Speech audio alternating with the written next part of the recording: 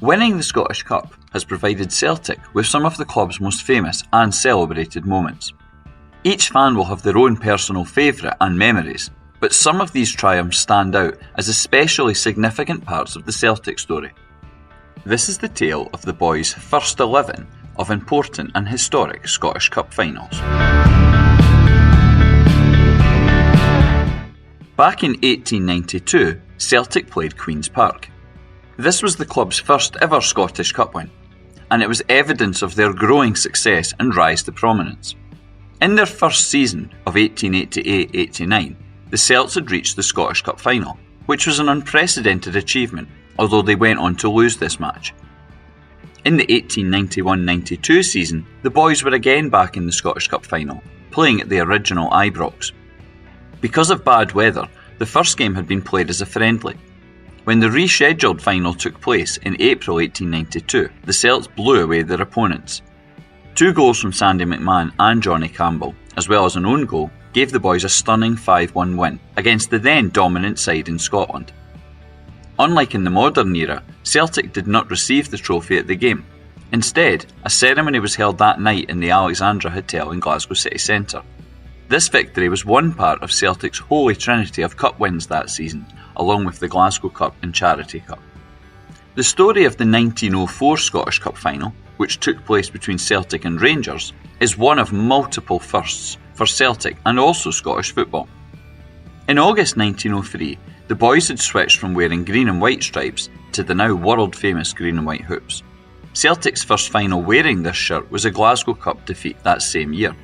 However, at the end of the 1903-04 season, they had a chance to rectify this.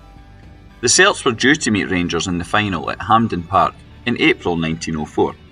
A pre-match newspaper cartoon described this meeting as being between the Old Firm, and it was a term which stuck. It was also notable as it was the first final played at the modern-day Hampden Park. Early in the match, it looked like it was going to be a bad day for the Celts. Rangers raced into a 2-0 lead, and it seemed likely the Hoops would suffer defeat. However, a Jimmy Quinn double made it level by the interval, and in the second half, Quinn became the first Celt to get a Scottish Cup final hat-trick, giving the Hoops a famous 3-2 win. Another notable Scottish Cup final for Celtic was the 1907 match against Hearts. This final ensured another piece of history was achieved not only for Celtic, but also Scottish football. Playing at Hampden Park in April 1907, 50,000 fans turned out to watch Celtic play the Edinburgh team. Hearts were the previous season's cup holders and so expected to be tough opponents. Instead, it proved to be a one-sided contest, as a Willie Orr penalty and a Peter Summers double made it 3-0 to Celtic. 4 days later, Celtic went to Partick Thistle's Meadowside ground and claimed a 2-0 win, making the Bhoys the champions. This was the first time in Celtic and Scottish football's history that a team had won the league and Scottish Cup double, although it certainly would not be the last occasion this happened. 2 years later in 1909 came a very notable final between Celtic and Rangers. The 1909 Scottish Cup final was an extraordinary experience for the simple reason that Celtic neither lost nor won. Instead, the trophy wasn't awarded to any team. This was in an era before penalty kicks were used to settle tied games. Instead, drawn matches went to 2 replays before extra time would be used. This led to suspicions amongst fans that some games were deliberately drawn in order to ensure a replay and make more money. In 1909, the Bhoys faced Rangers. The first of the finals ended in a 2-2 draw, which led to a replay. When this also ended in a tie, this time 1-1, many fans thought there would be extra time, but instead there was another replay to be arranged. This caused fury for both sets of supporters, and they invaded the pitch, destroying not only the pitch but much of the ground, leading to hundreds of pounds worth of damage. Both clubs asked that no further replays be arranged, and so instead no trophy was awarded for this season. The 1937 Scottish Cup final between Celtic and Aberdeen is another historic occasion. Images of old football games can often show colossal crowds in comparison with the modern era. Even Celtic Park's 60,000 capacity is dwarfed by attendances of old. The biggest of these came in 1937. On that occasion, when the Celts faced Aberdeen in the Scottish Cup final, the fans who were present saw a tight match. The Hoops took the lead on 11 minutes thanks to Johnny Crumb, but the Dons equalised within a minute, and it took until the 72nd minute for Willie Buchan to score the game's final goal and give the boys the win. As exciting as the match had been, the most memorable part was the enormous numbers that turned out. Officially, 147,365 fans crammed into Hampden Slopes, which is the largest ever crowd for a match played in Europe. Interestingly, Celtic and Hampden Park also hold the attendance record for a UEFA club competition. In 1970, Celtic faced Leeds United of England in the European Cup semi-finals. The Glasgow game was played at Hampden, with an official crowd of 136,505, although it is believed thousands more sneaked in. The Scottish Cup final of 1965 paired Celtic and Dunfermline. It was not simply an exciting match, it was also the start of an incredible run of Celtic success. The 80th Scottish Cup final was held in April 1965. Jock Stein had taken charge of Celtic just weeks beforehand, and he was ready to change the club's fortunes. Playing against Dunfermline, Celtic twice trailed in the match, but on both occasions Bertie Auld brought the boys back onto level terms. With only a few minutes remaining, Celtic's captain Billy McNeill stepped forward to head home the ball and give his team the advantage. This secured a 3-2 victory and Celtic's first national trophy since beating Rangers 7-1 in the 1957 League Cup final. It was most certainly not the last day that Celtic and Stein would celebrate. The big man went on to lead Celtic to European success, multiple titles and numerous domestic cups. But it all began with that vital victory in 1965. 2 years later, in 1967, there was another notable Scottish Cup final as Celtic faced Aberdeen. This was just one part of a series of celebrations throughout a remarkable season. Earlier in the 1966-67 season, the Celts had claimed the Glasgow Cup and the League Cup. Now they faced Aberdeen in the Scottish Cup final. 2 goals either side of half-time from Willie Wallace meant that Billy McNeill would again hold aloft the trophy, and he certainly wasn't finished for the season. A week later, Celtic drew 2-2 at Ibrox to become league champions. This was an historic occasion as the first time that Celtic had completed a domestic treble. It was also unusual in the sense that the treble was sealed by winning the league, unlike other trebles that have been completed with the Scottish Cup. And of course, there was even better to come. Later in May, Celtic had their greatest ever day, winning the European Cup in Lisbon. This season, including the Scottish Cup win, also brought with it another notable honour. This was the first time any club in the world had completed a so-called continental treble of Domestic League, National Cup and the major continental trophy, in this case, the European Cup. Going forward to 1980, Celtic met Rangers in another very notable Scottish Cup final. The 1909 final hadn't been played to completion owing to a riot.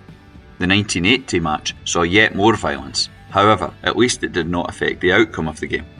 In May 1980, Celtic and Rangers went to Hampden and had a closely fought match. Despite notable chances at each end, by the time 90 minutes had arrived, neither side had broken the deadlock. Into extra time, there was still no score at the break. However, shortly after the final period of football started, George McCluskey deflected home a shot from Danny McGrain to make it 1-0. When the final whistle sounded, Celtic had won the Scottish Cup for the 26th time. But this wasn't the most talked about event of the day. Instead, as some Celtic fans entered the pitch to celebrate, Rangers supporters came onto the park for a fight. There was large-scale battles on the park, and eventually mounted police were needed to restore calm. As well as condemnation of the violence, the main outcome from the game was the banning of alcohol from Scottish football grounds. 8 years later, in 1988, Celtic faced Dundee United in the Scottish Cup final. The Bhoys had been founded in 1887, but first played in 1888, so season 1987-88 marked the club's centenary. However, it wasn't clear there would be anything to celebrate. The Soonest revolution at Ibrox had seen Rangers spend large sums, and most media predictions expected a successful Ibrox campaign. To counter this, the summer of 1987 saw Celtic bring back former boss Billy McNeill. Caesar had been very successful in his previous managerial spell, and particularly also as a player. But could he do it again? The answer was an emphatic yes. Celtic started out with league success, finishing ahead of Hearts, despite pre-season beliefs that Rangers would likely dominate. 3 weeks after winning the title, the boys were at Hampden to face Dundee United. Kevin Gallagher, the grandson of Celtic legend Patsy, put the Tayside men in front, and as the minutes ran down, it looked grim for the green and white hoops. However, with 14 minutes remaining, Frank McAvenny knocked home to level the match. Now Celtic went in search of a winner. Just as extra time looked likely, McAvenny struck once more and ensured that there would be green ribbons on the trophy. Huge celebrations took place to mark not only the boys' latest double, but also 100 years of Celtic. Jumping ahead to the 2017 Scottish Cup final, the boys faced Aberdeen. The match would prove to be a momentous event for the Celts, ensuring a feat that has never been achieved before or since. The lead up to the game was one of enormous success. Brendan Rodgers had taken charge at the start of the season, and so far Celtic had won the League Cup and title, doing so without losing a single game. When the final came round, it offered the Celts the chance to not only win the Scottish Cup, but also complete an entirely unbeaten domestic season. Aberdeen, however, had other ideas. Within 9 minutes, they'd taken the lead through future Celt Johnny Hayes. This focused the green and white men, and within 2 minutes, Stuart Armstrong had equalised. Both sides pressed and had chances, but when the 90th minute arrived, there had been no more goals. With only injury time to play, it seemed likely that extra time would be needed, and perhaps even penalties. But then stepped up the Wizard of Oz. Tom Rogic got the ball and took it on a run against the Aberdeen defence, evading all challenges and slotting home the ball. This did not simply give Brendan Rodgers a treble in his first season, it meant that his team had done so as invincibles, failing to be beaten at any point by a Scottish side. 3 years later, in 2020, Celtic faced Hearts in the Scottish Cup final. It was a match that took place under incredibly unusual circumstances. This happened in an empty Hampden Park, months after the season that the Scottish Cup had actually started in was supposed to have ended. Early in 2020, normal life came to an end. The spread of COVID around the world led to an international shutdown, and billions were forced to stay at home. Football was of course affected by this. The 2019-20 season was curtailed and Celtic were declared champions, having already also won the League Cup.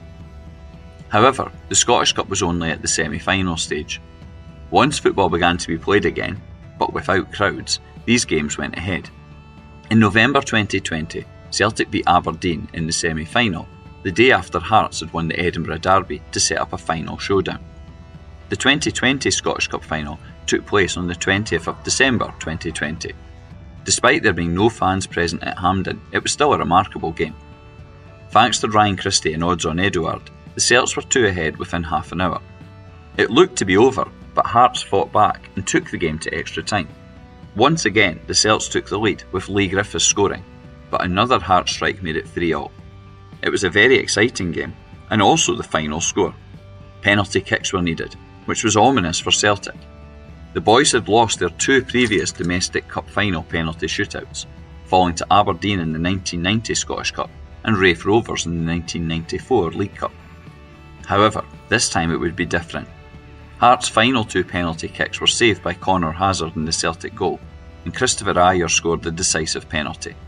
Celtic had won again, and best of all, this match completed an unprecedented quadruple treble for Celtic. They had won all major Scottish domestic trophies from 2016-17 to 2019-20. Fans could celebrate, but only whilst in their homes. In addition to all these games, there's been many other famous Celtic days in the Scottish Cup. This includes historic days such as winning the 100th Scottish Cup when beating Dundee United in 1985, and winning the 2024 trophy, which marked 150 years of the Scottish Cup. Other moments have been a central part of Celtic's story, including the 1972 final when the Celts beat Hibs 6-1 to claim their biggest ever victory in the Scottish Cup final. Every Celtic success in the Scottish Cup is to be celebrated, but some particular moments are especially important. These games are a first 11 of such triumphs, occasions which helped shape not only Celtic, but also Scottish football history too. If you want to learn more about Celtic history, follow Hail Hail History on Twitter X or Blue Sky. You can also take part in a free Celtic walking tour. Visit celticwalkingtours.wordpress.com for more information.